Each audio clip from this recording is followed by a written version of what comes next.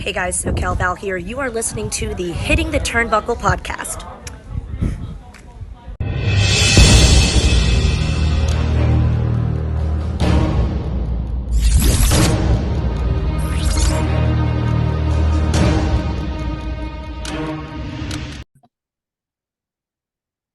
Good morning, everybody. Yes, it is morning, roughly 9:15 on a Tuesday morning. I am your host, Adam Cousins, and this is our Collision review on the Hitting the Turnbuckle podcast. I am very happy and fairly surprised that my colleague is joining us today, the prop child, Dave Robinson. Dave, it's before 12, but you did mention you've done the school run this morning. Oh, come on, man. Come on, man.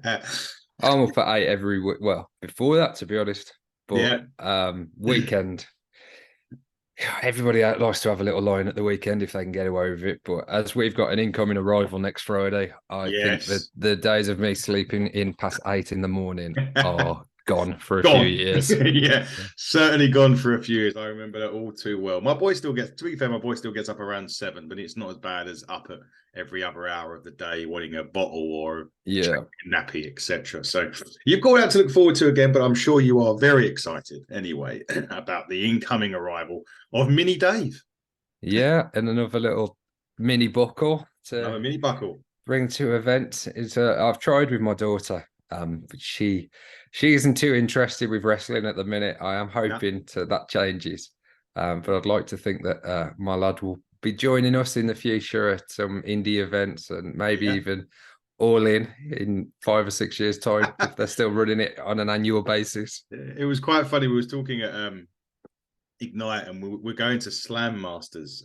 Myself and Rachel, potentially Andy, are going to Slam Masters in Cardiff in a couple of weeks, and we got you a ticket on the as potential that you could come, and you was like, I wonder if they could accept a 2-day-old to go. Yeah, but might set a new record. Yeah, it may well do. But priorities are the family, so that'd be great when little man arrives, or Mini Dave, as I like to call him. So we call it, obviously, your dad's Daddy Dave. So this has to be Mini Dave. Yeah, and Daddy Dave had a great experience as well at Ignite on Sunday. Yeah. So we've got another loyal member of the Ignite army that's looking forward to November's show. Yeah, and the Buckle Army. He was repping. We had the big front row. Was there near enough. I need to get my best mate a Buckle shirt, because he was like, there was like this picture of like us four, and then there was my best mate James in a black top. Yeah, we need to get him some merch. We need to get. I'll have to get him some. I'd like to think we'll have to have a chat with CJ. We can get a little bit of Turnbuckle merch on the merch stand. By the time November rolls around, and because I noticed there were a lot of people, particularly kids, that were wearing their Turnbuckle t-shirts that they picked up at Buckle Up. Yeah, they were wearing them to Gold Rush. So there must be a demand for our merch as well, mate. Indeed, there was, which is good. Which is all good. Anyway, let's not keep blowing smoke up us for too much. We got some business to take care of. And thanks to everyone that watched the SmackDown review yesterday as well. It was nice to see some big numbers hitting our YouTube channel. So don't know if it was just the fact it was me and Dave, or whether it was the picture that we put out, but who knows. Anyway, hopefully you continue to watch this. Collision review. We always start with news, and we did touch on this yesterday when we done the SmackDown review. We got the WWE perspective of a signing, and now we need to get the AEW perspective of a departure. We discussed yesterday, Jade Cargill has officially started on the WWE roster. On the WWE Performance Center. She's been removed off AEW's page. It was all absolute, in terms of AEW, they treated her really well on the way out, which obviously bodes well for, anything that could potentially happen in the future. Dave, with this, obviously you and Parker are big AEW fans. Obviously I am as well, but you guys are really, you're really into it. In terms of the departure, is it a big hole to fill, or have they already kind of filled it with the potential incoming of Mercedes Moné, Sasha Banks? Yeah, I think it's very disappointing for AEW, and as I say, I'll try to just stick with the WWE perspective on our SmackDown review and how good it is for them and how great an acquisition it could be. Yeah, not just in terms of with a performer, in terms of the reach of Jade Cargill as well, from her celebrity point of view. And yeah, AEW may benefit from that in terms of bringing Mercedes Moné in, because she's been in some big films as well. She's been in Star Wars, hasn't she? And she transcends wrestling, and she brings in people that maybe don't even watch wrestling or have never watched wrestling. But in terms of the Jade Cargill situation, this is massively disappointing for AEW. Similar to when Cody left, it is disappointing. There's no way around it. There's no point in pretending, oh, great, we didn't need her, or any words to that effect. Jade Cargill was a great a member of the roster, and she was a star. So losing her is disappointing. At the same time, as you say, they dealt with it very gracefully. She got a very good, to kind of sign off her time in AEW. She, and also AEW got a little bit of a return on their investment. So they spent a lot of time building Jade Cargill up, albeit, she was on Rampage. The majority of her 60-match run was on Rampage. But she was booked very, very strong. She didn't lose until, the Statlander surprise. So to put Statlander over on her way out after she had been such a formidable competitor was great business for AEW as well, and that really does help establish Kris Statlander as a top champion. And it was a really good match, so that's another disappointment for me. Really, I would have loved to have seen more matches with Kris Statlander and Jade, because it was probably Jade's best match in terms of that Rampage main event last week. Yeah. As I alluded to on the SmackDown review, I think she's more suited to the WWE system and the WWE presentation and what they're doing with their women's division. So this, although we have seen signs of improvement, this is just a reminder to Tony Khan and AEW. Look, the women's division is important, and if they're not, booking them in a way that's akin to the men, then we could be losing the likes of Kris Statlander and Willow Nightingale and Britt Baker and Thunder Rosa down the line, when WWE come knocking. So really sad to see Jade go. Really pleased for her that she's getting that massive opportunity. But I hope AEW learn from it and really put that focus now on, and what we've been talking about for a long time is strengthening that women's division, making it as important, or feel this, like they care about it as much as they do some of the men's division. Yeah, exactly that. I concur with your sentiments there. Exactly. And obviously we wish Jade well in the WWE, and we will obviously see her, and we'll still be reviewing. It's not like she's leaving and we're never going to see her again. We will be reviewing her, but obviously her AEW run should never go unnoticed. And obviously, as she goes to the WWE, same as Brian Pillman Jr., we wish them the best in the other side. Sometimes the grass is greener, sometimes it isn't, and we'll see what happens. I will not repeat myself, because I know some people that would have already heard me say this on the SmackDown review, but the WWE have got that performance center, and they've got. I know there's a lot of guys back in AEW, and they've got an academy in their own rights, but the WWE Performance Center is more established, and guys like Brian Pillman Jr., it's like a finishing school, really. The people like Brian Pillman Jr. and Jade, who are already pretty good, can go and really become great. And I think in terms of their careers, you have to look at it as well, taking the companies away from it. Yeah, we want wrestlers to, whether they're starting out on the independents in the UK or whether they're established TV stars in America, we want them to reach the top of their game and fulfill their potential. Yeah. So any opportunity that will help them to do that, then we kind of wish them luck and look forward to seeing them again on television at some point in the near future. On the other side, as they say. There was one other name quickly, just before we get into the other thing I said that was going to talk about, that there is apparently quite a lot of interest in. It could be the Cody factor in this, but it was that Ricky Starks was another one. I mean, obviously MJF's, we don't know what the plan is with that yet. Obviously, if he is available in 2024, there is going to be a big push for him as well.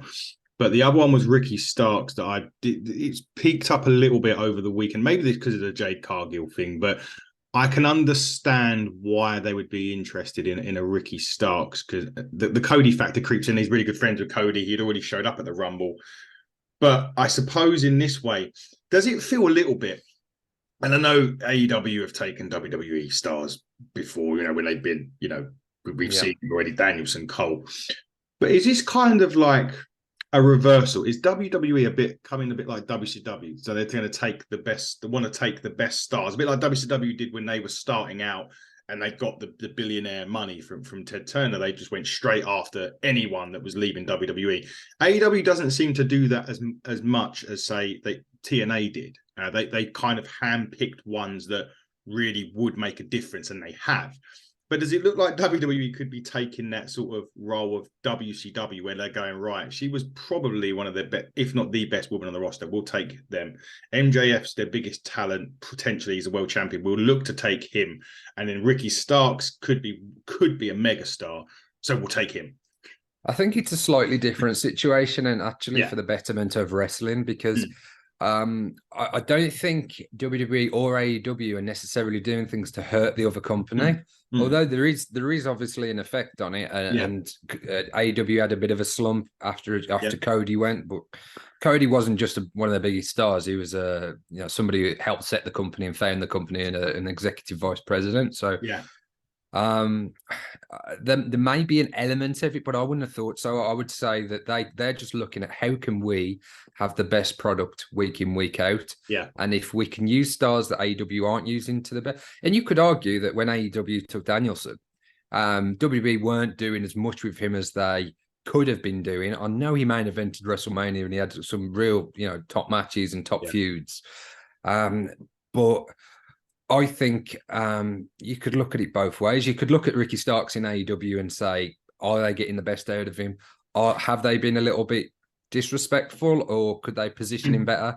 You don't know how much of this story with what Danielson's using at the minute, saying that we've just had a package to promote Danielson and a guy that doesn't even work here in Zack Sabre Jr., which we'll get to. Yeah. So how much of that is real life and how much of that is just within the story? Ricky Starks is a phenomenal performer, and he'd do great in WWE, I'm sure. I'd love to see him stay in AEW and fulfill that potential there. And I think the match that they've set up next week is another top tier match for Ricky Starks. Yeah. There's always going to be people that are associated with Cody Rhodes and perhaps get one foot in the door a little bit easier over at WWE if they're not in use. But, my message to AEW would be, use the stars that, take care of the stars that you want to keep in your company long term. In terms of the wrestlers, it's great. These opportunities, it wasn't here 10 years ago, 20 years ago. It had all ended. This is like the transfer market in the UK. It's exciting for us to talk about, and it's great potential. We know Premier League footballers that have sat on the bench for seasons, and then they've gone to another club and they've been a big star. And you're like, why did Chelsea or Arsenal or Man United ever let them go? Yeah. There's countless examples of that. You got Mo Salah and people like that were kind of signed up, wasn't he, to Chelsea, Mo Salah, and then he come back to haunt them a few years later, and he was, Liverpool's best player. So you could use that kind of analogy in wrestling, but it's great for the wrestlers, it's great for the performers, great that those opportunities are there. Not everybody can sit on top of the card, so if they've got opportunities in other companies, then we shouldn't really complain too much. No, we shouldn't at all, and it is fun and it is exciting to watch and listen to. So we're all good. The last thing, I don't want to touch on it too much because it has been going on and on, which is the whole CM Punk saga. It's come out last night that CM Punk will not be suing Tony Khan or AEW. So, and I think he just wants to move on. So I think the simple point of this is let's just draw a line under that thing. Punk goes his way. AEW goes their way.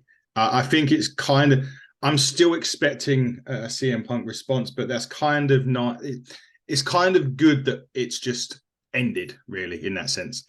Yeah, I think that's better for him long term as well, because if he is thinking or hoping, and I'm sure if it is going to happen, something may have already been said between Punk, Triple H, or the powers that be at WWE.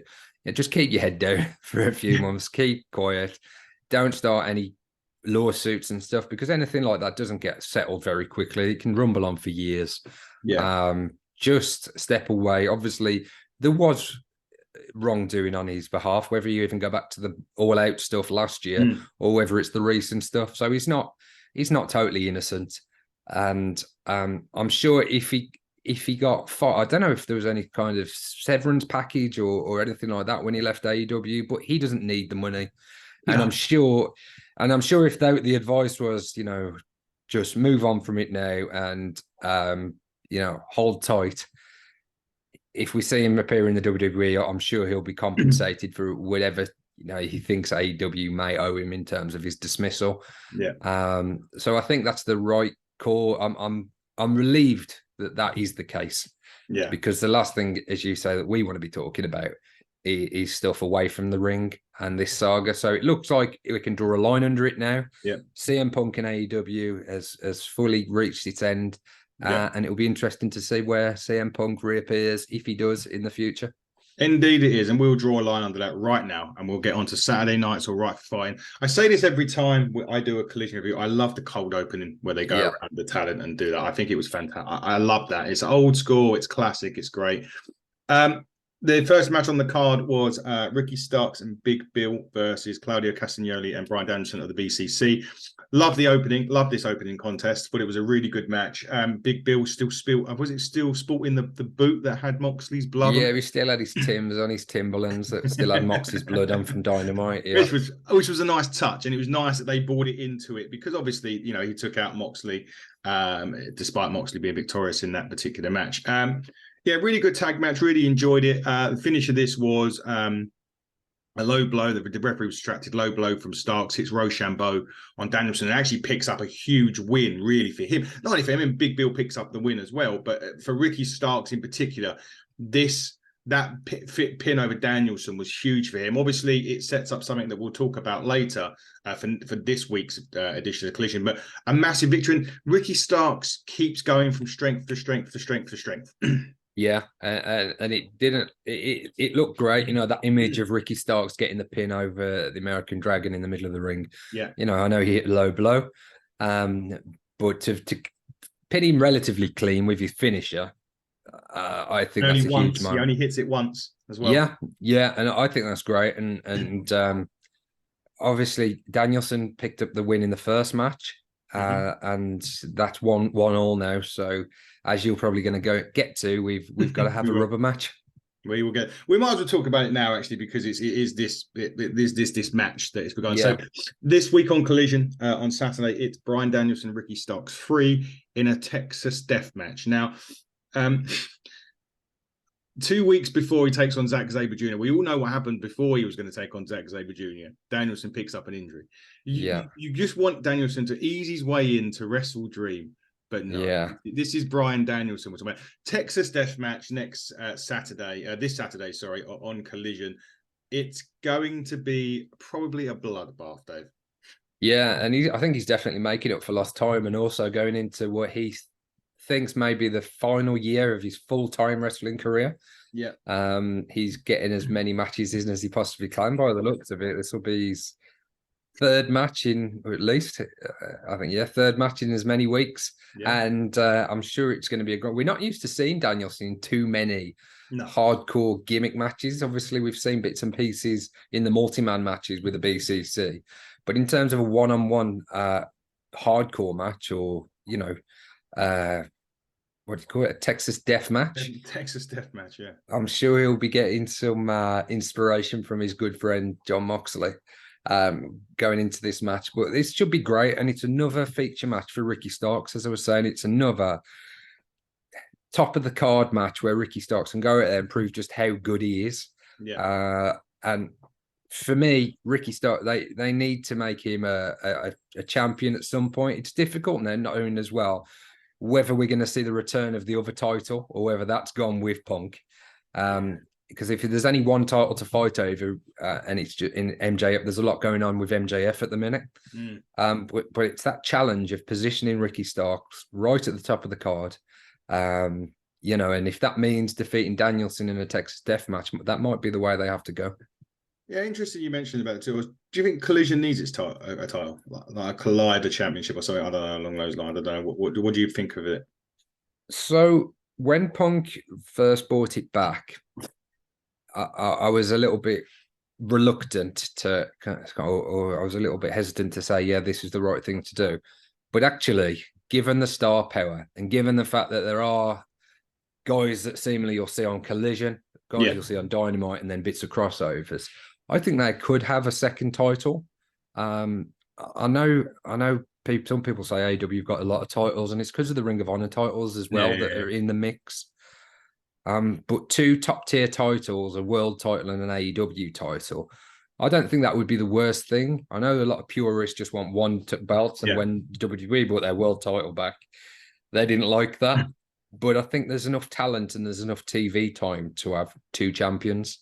Yeah. And it would help people like your Ricky Starks, like your MJF, even guys like Darby Allin's, people like that you really want to position at the top of the card and their future world champions. It's difficult to see how they build those stars with only 1 title, which MJF's got. And I don't think he'll be dropping that anytime soon. So it's a difficult challenge for companies to kind of get out. But the great thing that WWE have had since they brought the world title is all of a sudden Finn Balor has felt like he's a main eventer. Arguably he should have perhaps won it. I think I know a lot of people wanted Finn Balor to beat Seth for the title, but now that you've got Nakamura, who really has been mid-card, IC title type of territory up until recently, and now all of a sudden he's fighting for the world title, and he does seem more of a star to me, or he's positioned back where people expect him to be. So with that 1 title, it's difficult to be able to do that. So in answer to your question, I wouldn't be against a Collision Championship. Yeah, I personally think it's needed for my. I mean, it's even people like Hobbs, who I'm just about to get to. Yeah. So the promo next was Will Hobbs. He cuts it. He's brought back the Book of Hobbs, which is what you kind of alluded to when he was coming back. He wanted the Book of Hobbs back, which is good. We still had this Miro thing with CJ Perry or Lana. He was wondering why his hot, flexible wife is here, and Book of Hobbs is going to be turning over a new chapter, and the next chapter, it won't be armbars of headlocks, it will be destruction. So it'd be interesting to see where both of those go next in terms of their next. I don't think their feud shouldn't really be over after that match. So maybe we'll get another Hobbs Miro meat fest in their case, where they're just slapping the hell out of each other. Perhaps I would love them both to go on a real good streak of winning and circle back to each other in a few months' time after they've both. So we really, and it was difficult to predict that match, which obviously Miro ended up winning.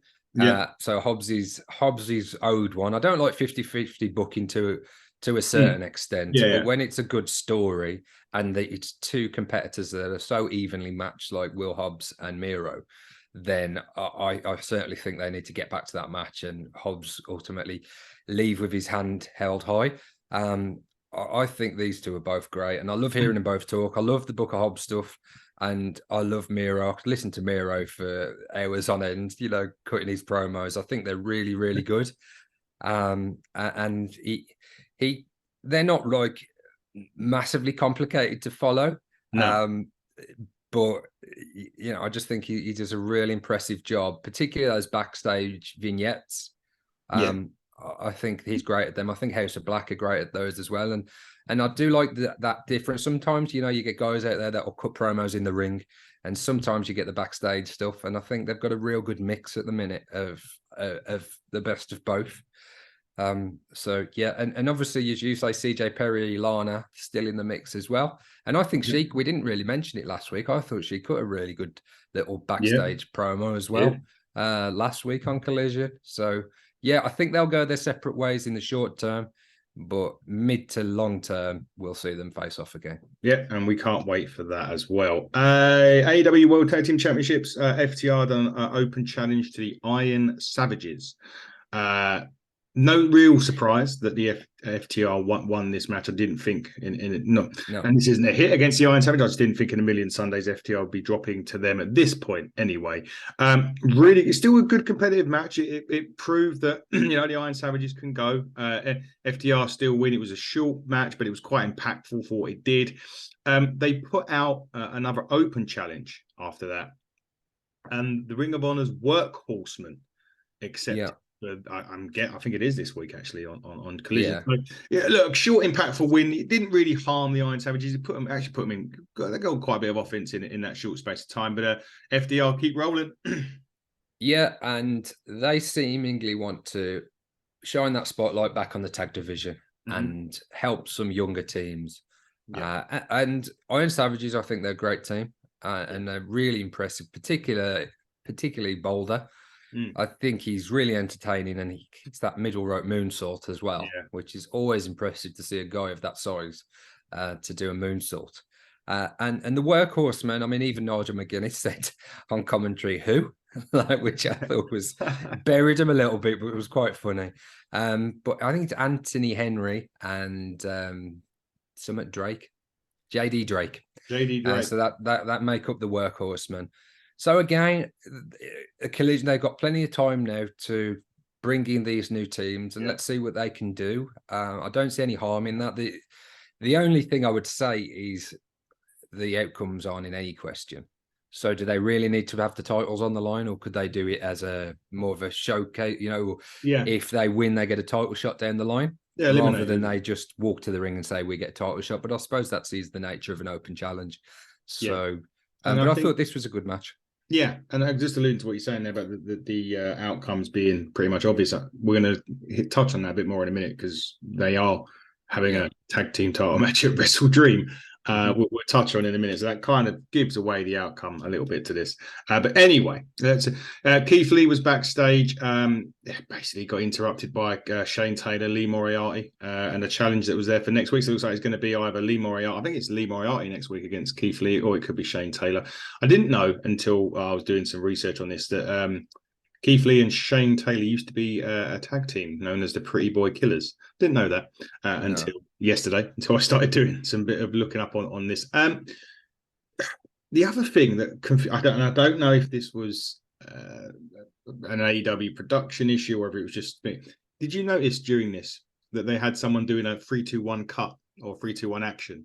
They did it twice. They did it twice, and they'd done the one with the snap one, didn't they? And then they done this, and then she just stood there for a bit of time before talking to Keith. It was a bit weird and a bit strange. I don't know about that side of it, but I agree. Yeah, I think it's Keith Lee Moriarty this week on Collision. I'll have to check on that. Keith Lee is the biggest question or the biggest mystery in wrestling, how this guy just hasn't got anywhere in any company, apart from really NXT to a degree. Is this match going to do anything for him, or is it just a case of let's try and are they going to try and start this building up process? We talked about this last week as well, and I'm at a bit of a loss with Keith Lee. I just don't know. Weeks go by and all we get off him is a few lines backstage, and we're going to have a match next week, but I just don't know why they haven't got the best out of him. I really fail to see what it is. Is the stuff going on? Is he difficult to work with? Is he, he doesn't appear to be. He seems like a really nice bloke and somebody that's a good member of the team, But for whatever reason, he just goes week to week and nothing really happens. We're still waiting for a match against Swerve. I think that's been put on the back burner. I think that's put on when their team broke up. So obviously there's a history with Shane Taylor, and they're pretty good at drawing on history to to tell new stories, and they'll kind of fill us in on what has happened in the relationship in the past. So maybe we'll get a bit more of that. But Lee Moriarty is another one. He's bounced around different factions and teams and tag teams, and I thought he was somebody really that would have been in line to join the BCC at around the time Wheeler Yuta did. I think he was thought of the same as Wheeler Yuta and Daniel Garcia. And out of the three of them, he's doing the least, I would say. Yeah.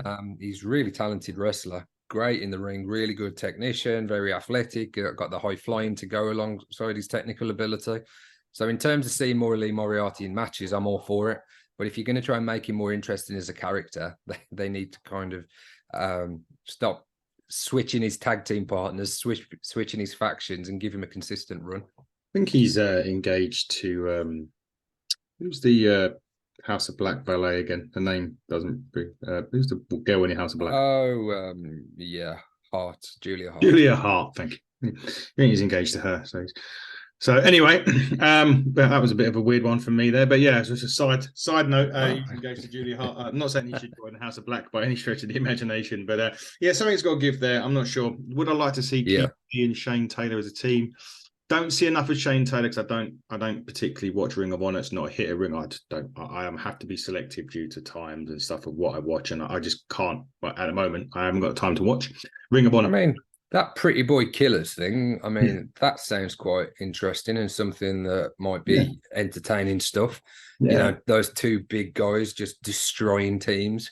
You know, that maybe that is what you do. If that worked in the past, then you can go back to that, and then you can lead to Keith Lee against Shane Taylor down the line, perhaps. Yeah. It's better than what he's doing at the minute, which is nothing. Nothing.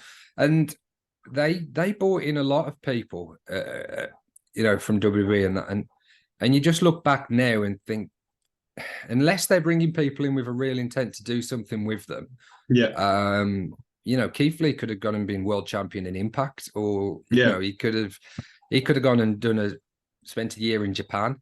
So I don't like these talented performers that are very over with the crowd, just sitting there collecting a paycheck. And I know that's not their doing a lot of the time. If the creative's got nothing for them, then you know they're just sitting catering. Yeah, but I do find it needless now, and I don't think we get that. And that's going back to our conversation earlier about WWE. I think they only bring people in now that they want to add to their roster, not just to spite the other company. Yeah. So we'll see. Maybe this match is the first one for Keith Lee and getting him back on track, and we'll be seeing more of him. Yeah, I hope so. I really do hope so. Just to touch on next week on Collision, it is from Battle Creek, Michigan. And yes, that does mean one thing. And yes, he is returning to in-ring action next week. And there he goes. Well, damn. Thank you, Dave. You're the master of letting people know about these things through their kind of poses, like you did many times in the past when we said, do not say that we've got DDP coming on. You threw up self high five, done that. Anyway, but yes, Rob Van Dam does come on Collision next week, so that'd be good to see him back in Battle Creek, Michigan, which is his hometown. So it'd be good to see him next week. Okay, so the next thing on the list is Anthony Bowens and John Silver of the Dark Order. So basically, Bowens signed a contract, I believe, last week to go against John Silver. And what he didn't read was the small print, which said there was no Acclaimed allowed at ringside. No Caster or Daddy Arse allowed at ringside. Again, relatively quick-ish match. It basically starting to help maybe re-establish the Dark Order, and the re-establish the Dark Order. Dark Order did pick up the win. There was a bit of help with Evil Uno. Is this kind of a newer? It looks like it's going to be a heel again version of the Dark Order. But are you for the Dark Order being pushed up that ladder again, or being reintroduced, shall we say, to AEW again? I would personally prefer to see John Silver and Alex Reynolds as a tag team, and like really re-enter the tag division. Yeah. I think all three guys are really entertaining in the Dark Order. I think there is a place for them on television. This match showed how good John Silver is in the ring, as it did with Bowens. I think Bowens is a phenomenal wrestler. And I'm always glad when we see his singles matches as well as tag team matches. So I thought this was pretty good. And clearly we're going to see Dark Order challenge for those trios titles at some point. Yeah, definitely so. Maybe, again, it's going to take a bit of time. I think they've got to get, they need to get a few wins up there on their belts first. I did notice, though, that Bowens did hit an attitude adjustment on Reynolds doing that. But anyway, it's only because of the Cena thing. But listen, Dark Order being reintroduced. Let's see what happens. Let's see what happens. There was a lovely promo again from Eddie Kingston. For me, this needs to main event Dynamite this week. This is the story that's got so much. There's got so many little bits and pieces into this. If anything, main events, great. I know it's probably going to be MJF and Samoa Joe because it is the world title. But for me, if anything, main events Dynamite this week, it should be Kingston and Claudio. I agree. I think the main event. I think we should have two main events. One should open the show and one should close the show. I think MJF should open. I think Kingston should close. And I think that would be great. Both from New York, both going to get huge reactions and both going to win. So I think that would make a lot of sense. These Kingston promos are brilliant, absolutely brilliant. They feel so real and authentic, and funny, entertaining. You get a little bit of everything in them. And I think that's why the fans love Eddie Kingston so much, was he's relatable, he's likable, and I think he's going to get a big victory off the back of Dynamite next Wednesday at Arthur Ashe. I hope so. He needs it. He deserves it as well. And we will see when we do our review later on this week if he's managed to be successful. I thought Claudio's response was pretty good as well. No, we haven't got to that, but we might as well talk about it. Yeah, talk about it now. Yeah, go. I think Claudio at times has, people have questioned what it is that he was missing and why he didn't go on to superstardom at the WWE. But I think he's shown as part of this story that he's equally as interesting, and there is a slight language barrier. He's not as fluid because his English isn't his first language, but he's very, obviously got no issues speaking the language. But there's a difference between speaking the language and cutting a promo. Yeah. So it is sometimes a little bit more, laboured and thought out, but I think that's worked brilliantly, and it's really contrasted Eddie Kingston's style so well. He's like the ultimate professional, from the way he looks, from the way he trains, to his lifestyle, and you contrast that with Eddie Kingston. And when you've got all the little interesting details about them used to live together, and you can draw on the old Ring of Honor footage to show that not only when they were on a better page to when they weren't, and Claudio left the independent scene. I think this is just such a great, well-told story. But I think it is time that Eddie Kingston gets his moment. I agree absolutely fully. And this is a great story. This whole thing has been fantastic. And you are right, to be able to draw on the Ring of Honor footage is a real plus as well. Aussie Open was next. Listen, it was a nothing match. It was literally a couple of moves. It was done. The more point of it was after their match, they basically called their shot for WrestleDream, and it's going to be Aussie Open versus FTR for the AEW World Tag Team Championships. For me, this would have been fine if they didn't already announce a tag team title match. I mean, this match is going to be fantastic, by the way. Aussie Open is going to be great, without a doubt. I just wish that they hadn't already announced that the FTR were defending their titles next week, because you now know that it's, even if there was any doubt in your mind, it's taken away. So for me, it could have waited maybe until next week, because FTR could have won. Aussie Open could have come out and go, right, well, your next title shot's against us at WrestleDream. And then it was, a little bit wrong, but the match itself, we all know, because they've had a match before, but it's going to be absolutely fantastic, isn't it? Yeah, I think the way they tried to get around that is say, regardless of whether you're the champions or not, we face FTR. Yeah. So, but there was no way of getting around it, really. Even Dak said in his promo, but you wouldn't expect the workhorsemen to win. But I think, again, that's where you can use the non-title stuff a little bit more effectively. And if they were to lose, at least then they don't lose the titles. They still have the title match against Aussie Open. But then I suppose Aussie Open have got, if you're giving the workhorsemen a match against FTR for the titles because they've beat FTR, then you've got to get in an Aussie Open versus the FTR match as well. So it can get a little bit complicated and overly complicated for wrestling. So they tried to address it. But it may have been better just for FTR not to have a match next week and just leave them off and build to that match a little bit more against Aussie Open, because as you say, we saw it before. It was phenomenal, and I'm sure it's going to be phenomenal again. And I don't necessarily think, I think my prediction will be for FTR to retain. But there's definitely an element of doubt when you've got a team such as Aussie Open, the fact that they lost the Ring of Honor titles as well. And they're obviously a team that AEW think a lot of. Yeah. Is it beyond the realms of possibility that they upset FTR for the titles? I think it's a possibility. Although, as I say, my prediction will probably be FTR, but it's an intriguing kind of situation, and that's one Tony Khan's got to answer.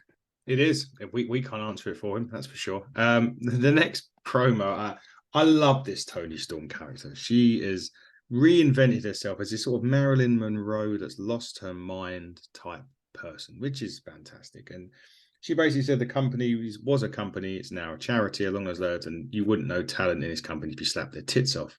which is absolutely her, and the word of tits is down to her. And actually, last week it was chin up, tits out, and watch for the shoe. This week it was company wouldn't know that it was slap the tits up. But she's got Saraya on Grand Slam, so it's a bit of an outcast thing. But she deserves an Oscar for this, doesn't she? She's brilliant. She's just so good at such. I mean, she's always been a strong promo, but this character work in really it's a short period of time has been phenomenal, and they're doubling down on it now. And the way they're presenting and introducing the little segments, I think RJ City is a great interviewer as well, or somebody in that role, because he's very funny as well, and he's got great timing in terms of comedy. He's a EW show. Yes, EW. Yes, that's it. There's been some pretty entertaining episodes of that as well on YouTube. So I think this is the perfect combo, and it did say to be continued. So that's hopefully something that we'll see weekly for a while. Which just really supplements the great work that Toni Storm has done so far. Yeah, definitely so. I want to see more of it. She's great. Maybe she does win the title. Well, I don't see Saraya having a long title reign. No. But it's her first defense. True. So you would think she would at least pick up a few victories. I don't know though. I don't know. It's interesting with what's going on with the Outcast. I mean, Toni Storm came out to the Outcast theme last week when she won the 4-way. So will we see her? And she had theme music prior to the Outcast. She had her own AEW. So it'll be interesting. But she'll probably have a new one. She came out to what did she come out to at All In? I remember. Is it God Save the Queen? May have been. I wasn't there, dude. Yeah, sorry, mate. You was. Yeah. So, because I thought that would be her new theme, the way she came out at All In and her overall production, the Titantron, the theme. I thought that would be what she would be going with moving forward. So I was surprised that she used the Outcast theme. So we'll see. Maybe we'll get those questions answered next week as to her status as part of the Outcasts. Exactly that. We certainly will, and I'm looking forward to that match as well on Dynamite this week. The next, Andrade El Idolo against the returning Scorpio Sky. They've done a nice little package on Scorpio Sky, actually. This was, again, a really good back and forth encounter. Andrade El Idolo picks up the win, but it doesn't finish there because he's interrupted by the Bang Bang Gang, Bullet Club Gold, including Juice Robinson this week. Although the Cardboard Juice was there as well. Cardboard Jay was there as well. Juice Robinson and the Guns were there. He basically... Jay White was, I think, challenged Andrade, but also said, don't watch my guys bits and pieces. There seems to me that this is going for Andrade's group. I forget their LFI. LFI, thank you. LFI against Bullet Club Gold potentially could be happening in the near future. And that is a mouth-watering prospect. That match. You got Roosh in there. You got Preston Vance in there.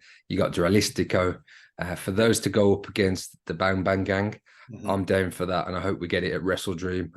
If we don't get it at Wrestle Dream, I'm sure we'll get it at Full Gear. Jay White as well. We've talked about Toni Storm and how good she is on the microphone. Jay White is one of the best in wrestling for me. So I'll hang off every word that he says.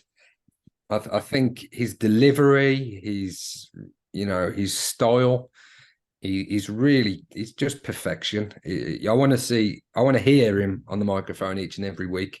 Even when he does commentary, he's great. He's very funny as well. I think he's an absolute star. And similar to the work they're doing with Swerve Strickland at the minute, it's really positive signs for the future of AEW. And some of the guys, when Danielson's gone, and when perhaps Moxley's on a less of a schedule, if that was to happen, there's going to be a day when Jericho's gone. You've got people like Swerve and Jay White and Ricky Starks that are ready and waiting to take on those top roles and that responsibility in the company.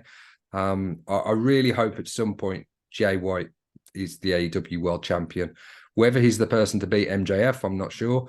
But he's too good to not be a world champion for too long, In the next 2 years, I'm sure Jay White's going to hold the big belt. Which also adds to your point to having another world champion on Collision. Yeah. There's so many guys there that you can put a title on. And I think the Punk's title was something that was going to hang around for a while. Now, would we have got a unification match against MJF? We'll never know. But I think there's certainly an argument, and unless you've got a world title, because you can do whatever you want with the TNT and the international title, you can elevate them, but they'll never feel like the top championship or just one off. So I think you need to establish a second title, whether that's the Collision title or whether that's a world title. But Jay White would be first in line for me if they were to unveil one. Yeah, me too. I definitely think so. I was a bit thingy when he first debuted because they didn't really do that right in my opinion. But yeah, it could have been a bigger moment in terms of his debut. But when he started doing the stuff with Juice, I did question whether it was the best use of him, but then how wrong was I? Some of the matches they had with FTR. Yeah. I like the Guns as well. I really do. I think they're very good. I think they're working with two of the best guys they can be week in, week out to really, Austin Gunn, has been doing it a little bit longer, but Colton Gunn, 2 years, I think he's been in the industry, or maybe 3 by now, but already he's achieved a lot. He's been a tag team champion, but they look like stars. They really do. And they wouldn't be out of place on the WWE roster. They wouldn't be out of place anywhere they wanted to go. And they could hold any tag team titles and be believable champions. So I like what they're doing with Bullet Club Gold. I like that we've had a number of 4-on-4 matches. And if this leads to another one with Andrade and company, great. Yeah, more of the same for those guys, please. Apologies if you do end up seeing half my head at some point. The sun is beaming through, so it's kind of having an issue, but it's all right in a minute. But before we move on, we'd be wrong not to mention Scorpio Sky as well. And I thought this match was great. And it was another one of those matches. I didn't know which way they would go with it, and that's what we've talked about. Let's have these matches that we haven't got an obvious clear winner. You'd probably give Andrade the edge, but at the same time, Scorpio's only had one match since he's returned. But I think this was really good. They didn't do the handshake at the start. They did the handshake at the end. Yeah. So Scorpio has positioned himself as a babyface. I think, again, another great, really talented roster member. I don't see Scorpio as on the same level I do as a Jay White. No. But I certainly see him, that TNT title run that he had, I was a fan of, I think he slots perfectly into the upper mid card.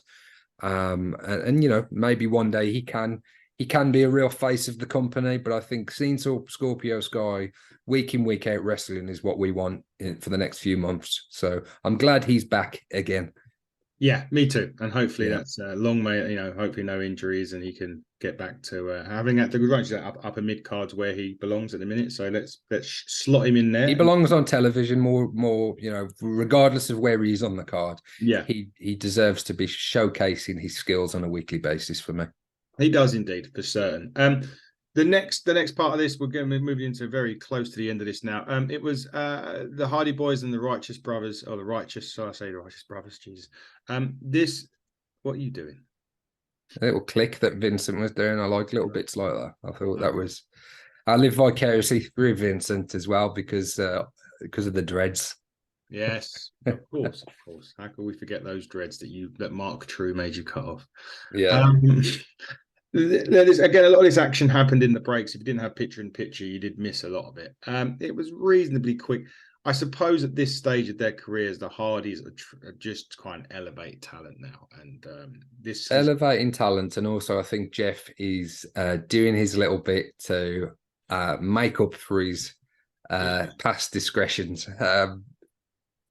Not discretions. What's the word? Digressions? No. I'm not sure. Make up for his past. Let's just say mistakes. Yeah. Well, if you noticed in the last few Hardy Boys matches when they've lost, Jeff's been the one taking the pin. Yeah. But if you say elevating new teams, working with new teams, I don't think the Hardys need to be winning week in, week out now. Maybe they've got one last run in them in terms of the tag team titles, and I think that was the plan prior to Jeff in the last lot of trouble that he found himself in. But I really like the look of this team. And if you read up on the Righteous, they're obviously in the WWE for a while, and I think they were penciled to be part of the Wyatt Six. And with Bray Wyatt, that was a conversation that definitely happened, and stuff that it may have led to them being part of Bray's setup over there. Mm-hmm. So obviously, if they've got Bray Wyatt's seal of approval, then that does that's what's the word? If they've got his seal of approval, then they must be pretty good. They must be pretty. Yeah, absolutely. Yeah. If he's kind of looked at them as guys that he wanted to work with, then that's a pretty high compliment. Is the words I was trying to find. Exactly. So now, for whatever reason, didn't work out in the WWE or NXT, but I think they're characters that AEW can really develop, and they can be a team that, they're really good workers. But I love the character work. I love the presentation. I love all of that. I love the theme, the entrance, as I say, the little clicking, all everything that goes into it, the attention to detail. Yes. And I think the Righteous, I think they've been doing more on Ring of Honor. But now, if we're going to be seeing them more on AEW weekly television, then I'm interested to see what they do next. Yeah, me too. It'll be interesting to see what happens with the Righteous next. Main event time. This was TBS Championship. This was Britt Baker and Kris Statlander, the TBS champion. Again, we mentioned it. It was nice. Women main event in the show. Women getting some time. The match was a really good, actually, outing for both Statlander and Britt Baker. So they really put on a show for the main event on this one, which I was really happy about. The winner of this. Was it a surprise? Maybe. Maybe people thought Britt Baker may have won gold, although if you watched the AEW backstage show, she sort of said she didn't want a title anymore. Anyway, Statlander wins with a straight jacket, Saito suplex with a bridge, but chalk up another impressive win over a former AEW Women's Champion for Kris Statlander. Yeah, and I think this is Britt's best match for a long time. Yeah, I really did. I thought it was a great main event. I love Statlander. She is the woman that really can take this company on in terms of the women's division, particularly with Jade Cargill now. I think she's going to have a long run and lots of really good matches and lots of good main events. As you say, Britt Baker, where it was, they did that beautifully. You wouldn't have been massively surprised if Britt did pick up the win, given where it was and the backing that she had. But she's had a lot of, and there's been a bit of shade thrown at Britt Baker in recent times. People thinking that she's lost the spark a little bit, and fair questions to have been asked, I think, at times. But she proved just how good she is in this main event. I'd like to see her as a heel again soon. And rather than her be a heel with her entourage and people helping her win, Jamie Hayter and Reba, I'd like to see her as more of a badass heel and somebody that doesn't care about the fans and, is back to strictly business type of thing. I think down the line, if we can see her against Jamie Hayter, incredibly over and popular wrestler. I think that one-on-one match and that one-on-one feud would be a real great way to go with Britt as well. So I was really pleased that not only was she in the main event with Kris, I was so glad that they had this great match. This really goes. I don't think I haven't seen any criticism of it, and I don't think there was anything to criticize. I think it's just two of the women's AEW's top wrestlers going out there, showing that they can put on a great match and that they can be trusted in that position to close out Collision. And I'm glad Kris retained, but I'm glad to see Britt back to her best. Me too. And again, long may that continue with Britt Baker. I do agree about the heel turn. Probably needed. I think she's a much better heel than she's a face. Yeah. That wraps up Collision, guys. But it doesn't wrap up what we're doing today. We've got a lot going on today. Interviews galore. Raw reviews galore as well. But this has been the Hitting the Turnbuckle podcast. He has been the problem control, Dave Robinson. I have been your host, Adam Cousins. And until next time, everybody, buckle down, stay safe. Goodbye.